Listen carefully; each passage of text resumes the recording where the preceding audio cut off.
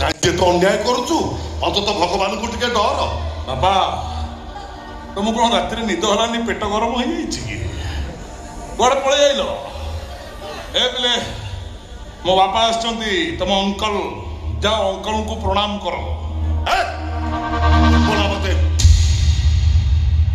ଆରେ ତମ ବାପା ମା କେତେ ଟଙ୍କା ଖର୍ଚ୍ଚ କରି ଏ କଲେଜକୁ ପାଠ ପଢିବାକୁ ପଠାଉଛନ୍ତି, ଅଥଚ ତମେ କଲେଜକୁ ଆସି ଡ୍ରଗ୍ସ ପିଉଛ। ଆରେ କାହିଁକି ନିଜ ଜୀବନକୁ ଏମିତି ମାଟି କରିଦଉଛ? ଆଚ୍ଛା ବାପା, ତମେ ପିଲାମାନଙ୍କୁ ଯୋଉ ହିତ ଉପଦେଶ ଦଉଛ, ୟା ପରେ ଛୁଆ ଆଉ ଡ୍ରଗ୍ସ ନେବେ ନା ମୋ ଡ୍ରଗ୍ସ ବେପାର ଚାଲିବ, ନା ଡ୍ରଗ୍ସ ଲୋଭରେ ପିଲା ମୋ ପଲଙ୍କ ସେବା ଆଉ କରିବେ? ତୋର ଯଦି ଏମାନଙ୍କ ସେବା ଦରକାର ତାହେଲେ କଣ ପାଇଁ ସେ ନିରୀହ ଝିଅର ଜୀବନକୁ ନଷ୍ଟ କଲୁ? କାହିଁକି ତାକୁ ବାହାଇ ଏ ଘର ଭିତରକୁ ନେଇ ଆସିଛୁ? ବିଚାରଟା ବାଛର ଘରେ କେତେ ଆଶାରେ ସେ ତୋ ବାଟକୁ ଚାହିଁ ବସିଥିବ। ଏ ବାପା କଣ କହିଲ? ଆଜି ମୋ ଚଉଠି